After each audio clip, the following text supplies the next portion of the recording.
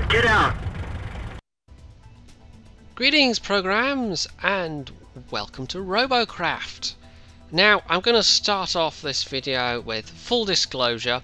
I was basically contacted by one of the developers, or one of the people involved with the making of the game. It's an indie game. It's made by a company called Free Jam, who consists of a couple of guys in Portsmouth basically. And they contacted me and said, how would I like basically a kind of equivalent of a World of Tanks press account, but not quite. And yeah, I thought this was interesting enough that I would give it a go, and I looked up the game, and they describe it as being a mix between Minecraft and World of Tanks, and I can definitely see the World of Tanks influence in some of the game decisions that they've taken. Now, I'm not going to be able to do any of the actual online multiplayer stuff, because the biggest component of this game is that it is an online multiplayer game. It's also free to play, I should add, and I'm also going to say that it is available right now on Steam, but of course you can get it through their website as well. So, what is it? Well, it's voxel based, as you can see, or at least the construction part is voxel based. A lot of it's not like the actual maps where you fight are in a similar way, it's just the vehicles that you build. What you do is you create a vehicle, and this is one of the pre-built ones that comes with the well, it came with my account anyway. It might come with every account, I'm not sure.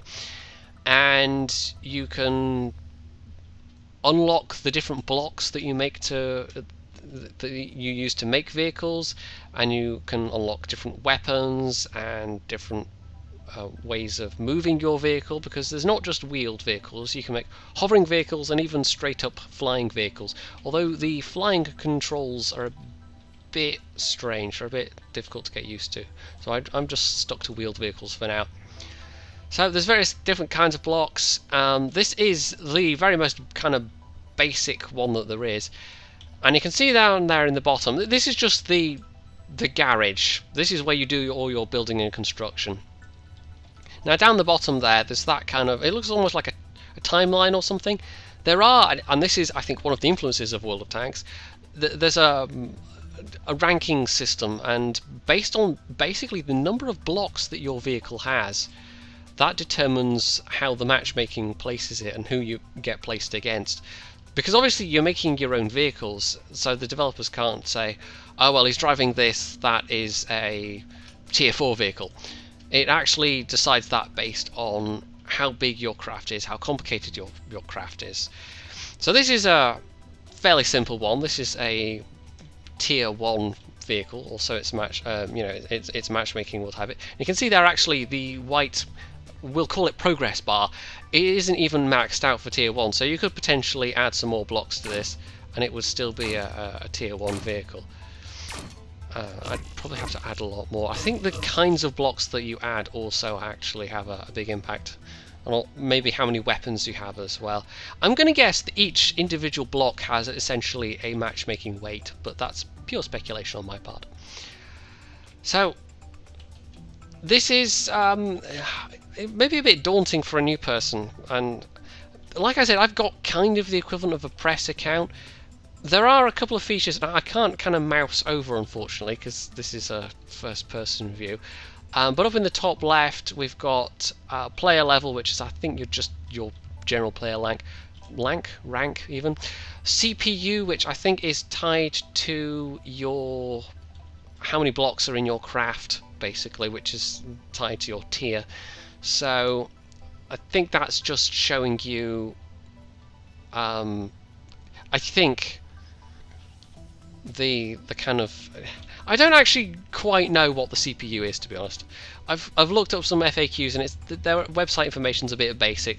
I've obviously put more time into making the game than they have in terms of making wikis and stuff, but I'm sure that will come with time. Even, I mean, look at World of Tanks, the official wiki for World of Tanks.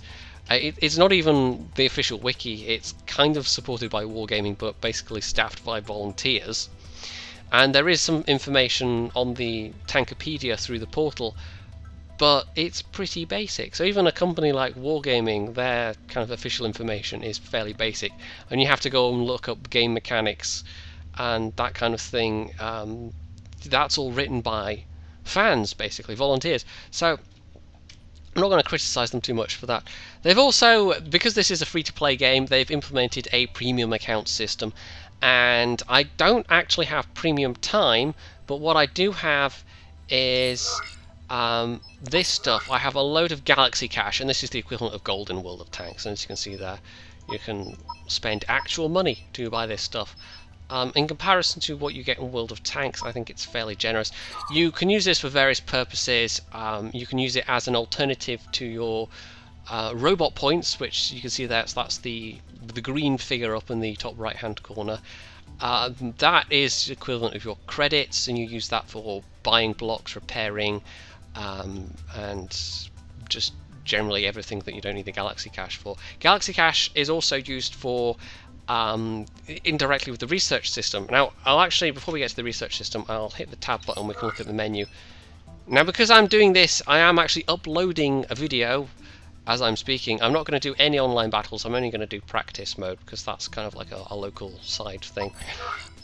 This is the first screen, it's your inventory. This is what you've actually got, and there's various different classes. So this is, when you start out, you basically only have the kind of first rank of stuff, and I don't have everything unlocked. Unlike a World of Tanks press account, it's not like I have everything. I actually only have some things unlocked, but it's still way more than the normal person, somebody starting just with a new account would do. So there are the different kinds of movement hardware. You've got kind of hover blades which go along with your helium tank, so you can create kind of armored airship style things. You can, even if you've got wheels which provide their own kind of motive force, you can also slap thrusters on things, aerofoils if you're planes, and obviously there's wheels. There's actually two different kinds of wheels. You just get a standard, you know, a motive wheel, then you get a wheel that actually can provide steering. And actually I found it's better to have front and back wheels that can steer, because that gives you a much tighter turning circle, although it maybe makes the controls a bit tricky at first. There's a couple of different kinds of weapons. I've only got two different types actually unlocked. There is a third, which is rail guns, but you've got basically fast firing lasers and slow firing derp plasma launchers, which have actually just been nerfed. And I should say, this is on early access on Steam. It got greenlit. I think I saw it somewhere described as either a playable alpha, or it might be that they think of it as being an open beta, but it's at an early enough stage that there's a lot of this game that's kind of like in flux, and they're tweaking and they're trying out different things and they're changing things as they go along. So stuff I might be saying here might not be relevant in 6 months' time, you know, it's that kind of thing. Then we get the special kind of hardware. Pilot seats are... We'll get to pilot seats, but they're kind of essential to any craft, and even though it's called Robocraft, you still have a pilot. The pilot is like, you can sustain the most horrific damage to your craft, but as long as the pilot's intact, you're still in the game, basically. But once the pilot gets destroyed, then that's it, your entire craft blows up. So the pilot is the heart of your craft. You have to keep the pilot safe. Radar is how you spot enemies. Headlamps are pretty cosmetic, and then you get alignment rectifiers, which basically if you flip yourself, that's how you unflip yourself. And then you just get stuff that's purely for looks. You can add signs, you can put the name of your robot on, you can get vapor trails. Unfortunately, I don't think there's a way of actually changing the colour of those. It just has a white vapor trail that comes out behind you, and then you can put on a national badge. The cube depot is your inventory. That's what you've actually got, and that you can buy stuff from here as well, I think. So you don't oh no, wait, no, wow, I'm getting so confused. Inventory is what you've got. Okay, wow. Cube depot is where you buy stuff that you don't have. Okay. Yeah, let's just pass right on over that noob moment. As you can see, you can buy stuff both with your robot points, and you can also buy it with Galaxy Cash. So you could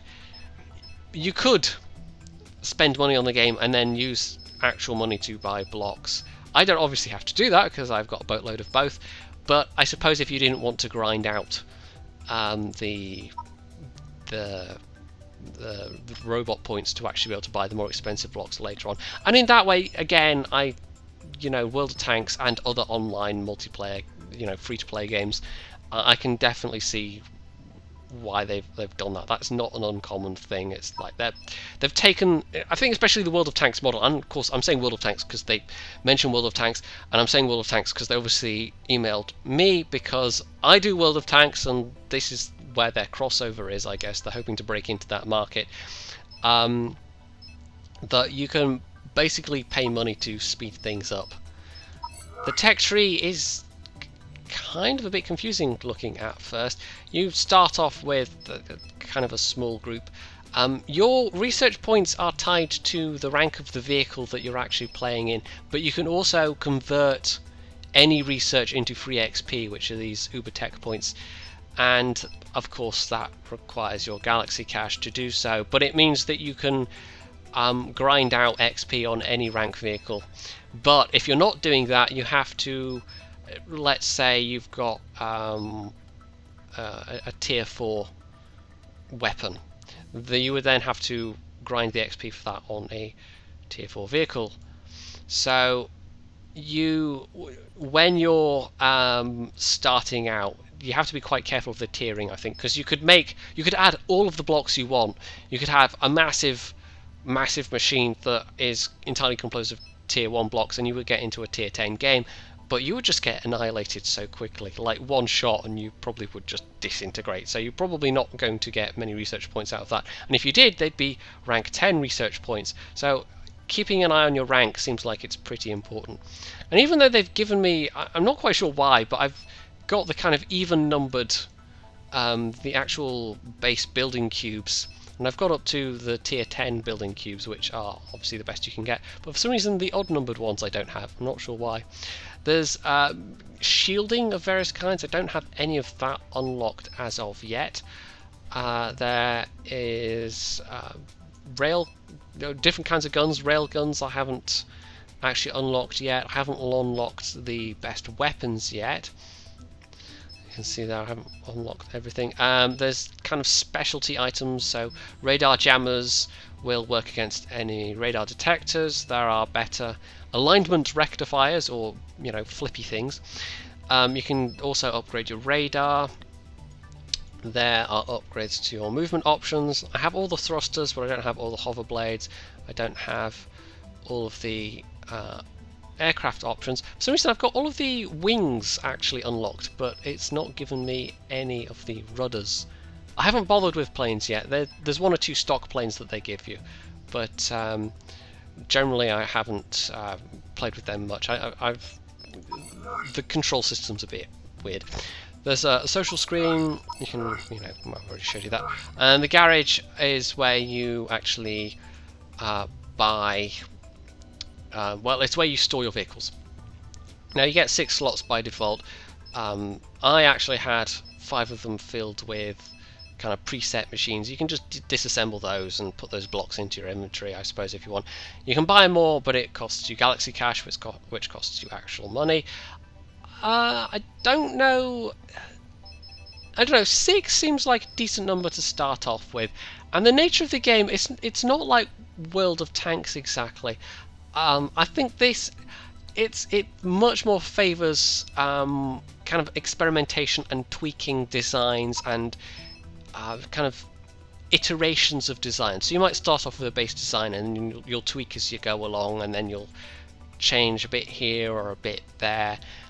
So it's definitely, I think this is going to have a more limited audience than World of Tanks, just because World of Tanks is very accessible, and this requires a bit more effort. So this is one of the default ones. This is a hovering one, and you don't even have to have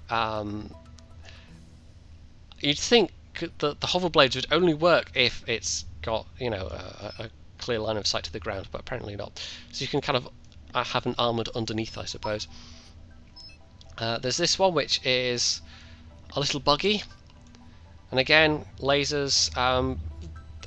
The wheel arrangement's quite interesting there, but I'm guessing that's to give it better terrain passability. You don't actually start with the flipper. You have to research that, so you start off with having to be very, very careful, because if you flip yourself, you're going to be stuck, and that's it, game over. This is just a pure plane, and the controls, I might have a quick go in that, but the controls are kind of, I haven't quite got the feeling for that for planes. This is another flying one, lots of thrusters on this. And then we come to the one that I have actually built, aka the big stupid Doom Cube. Now, I've played a couple of matches. You can see, if we load this robot, you'll be able to see this. This one is very firmly a rank 10, although only just a rank 10. Now, because I don't actually have the best stuff yet, I've been playing against people that have been easily whooping my ass. So I've just been collecting what research points I can, and actually I'm slowly unlocking some of the better things, slowly trying to unlock some of the shielding. A bit of a slow process, but of course I'm gaining stuff at the rate of a standard account. It's just I've got all this stuff to play with to begin with. So what we'll do is I'll just quickly jump into a practice battle. And it's the same practice map every time. You start off against a bunch of bots, only one of which actually shoots back at you at first, but as you eliminate them, more and more of them shoot back at you. So this has got front and rear steerable wheels, so that has quite a nice turning circle. But I have to say, the driving physics for now, it's a little bit, it can feel quite imprecise sometimes, so it's not uncommon to just bash into things and not be able to quite control. Okay, not quite sure why that did that, but yeah, let's pick on a poor hapless bot that can't defend itself. And yeah, now these are all plasma guns, and you can only have one kind of weapon. Now, the tiering of the weapons doesn't matter. You can have a tier 10 gun next to a tier 1 gun, but you can't have the fast-firing lasers and plasma weapons on the same vehicle. We'll just bash some bots until we get the ones that actually start firing back at me, because at that point it becomes a bit tougher, and you'll be able to see how the damage system works as well. But yeah, these are, like I said, these are the derp option. They actually require, you can hear the beep as they recharge. They're also quite slow firing, so they're not so good for like long range shots like that. That is much more purview of the fast firing lasers and I think the rail guns as well. But I suspect the rail guns, although they're more accurate at a distance, they do seem to be also fairly slow firing. So standard thing with the mini map. I do kind of like the fact that you have to stick a radar dish on your vehicle to actually be able to see enemies on the mini map. There's no such thing as like radio men, or you can see that I've blasted half that away, but it's still going because I haven't killed the driver. So it's like it's possible to sustain enough damage that you lose your... Oh, here we go. This is one of the ones that actually shoots back at you. You sustain enough damage that you lose your radar. You've basically lost your eyes. So yeah, I'm completely overpowered for these bots, but I can't do any online at the moment, and I'm not quite there in terms of being able to stand up with the people that have actually properly worked their way to tier 10. And there are some very interesting vehicles around. Although I think there's sort of decent scope for creativity in that, because you've got this voxel based construction system, you could make kind of whatever you want, but whether or not it's actually going to be a practical fighting machine is entirely a different matter. I did think about trying to make something that looks a bit like a KV2 or a TOG, and I might try that, but it's not going to look quite the same because you're going to have way more guns on it. And basically, the more flat surface you can have to stick guns on, the better it seems to be. So for flying machines, that's obviously going to be the underside more than the top side. But for vehicles and hovering vehicles, you want large flat surfaces. And I do actually have a driver in this thing. He's right in the middle, surrounded by quite a lot of armoured blocks, and I figured that would make him a bit more survivable. So the temptation is to have your driver just like sticking out on top, I guess, but actually having him in basically a kind of armoured fighting compartment, I guess you'd call it, does increase your survivability, but probably not by as much as you'd think, especially when you get to the higher ranks and you've got people with lots and lots of these plasma guns or the fast firing guns firing at you, or the railguns. I was having to think of it there. So we're starting to get ones that will actually fire back at me now. And we'll sit and take some damage, and you can see how the damage system actually works. Oh, that's not one of them. We'll derp it anyway. The fork, that's one of them. Now I'm not quite sure, I think it's just a static spotting system. You see what, just if they're in kind of in range, you can see them basically, but they won't necessarily appear on your minimap. Now this is me taking damage, and you can see there the blocks that are taking damage actually turn black, and your overall health is determined by the number of blocks you've got.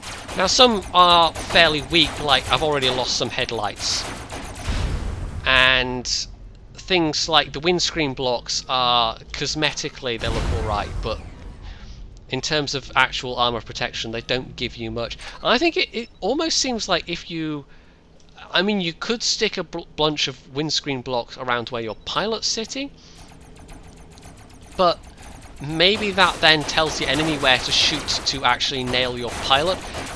However, most of the time it doesn't seem like that matters, because maybe at the lower tiers, but at the higher tiers everyone's just firing such massive broadsides that you're taking a lot of damage, and it doesn't really matter where they're aiming, it's just if they hit you, you're gonna get hurt for a lot. You can see that a lot of my front armor started to kind of turn black now. I'm still at 96% health, and I can lose... I could be at literally 3% health. It could be the pilot's seat and the block that he's sitting on, and you'd still be in the match. But obviously if you get to that stage, you can't actually do anything. You can see that, look, 19%. He's got 2 wheels left. No guns, but... oh, he just got friendly fired. Wow. Dem bots, man, dem bots. So, all in all, I don't know, I think this is interesting enough that I will keep giving it a go. Probably not playing it nearly as much as World of Tanks, but maybe a little bit more than War Thunder. Try and get some things unlocked. Yeah, I don't know. Like I said, I don't think this is going to have quite the wide appeal that World of Tanks does. It actually might more appeal to people who like things like Space Engineers and Minecraft and those kinds of games. So I certainly think there's a market for it, and it's an interesting choice that they've gone free to play. But given that it's an arena-based battle game, maybe not the worst idea in the world. So, do I think it's worth checking out? Well, that's entirely up to you guys. You know, if it looks like it's not at all interesting, then yeah, no collision physics, or, you know, collision damage, by the way. You can jump off things, it doesn't matter. Yeah, it might be interesting for you, it might not. It depends if you find the idea of building your own robots and testing them and tweaking them and trying variations and trying iterations. If you find that idea deathly dull, this may not be the game for you. On the other hand, if you really like the idea of crafting your own creations and pitting them up against other people's creations, and it's a bit Robot Wars in that way, I'm going to guess that's another big influence on this game, then yeah, it might be worth a go. And it is free to play, so although you won't be driving around in something like this, you'll be driving something like the very first vehicle I showed you, at least to begin with. I can still see some potential here.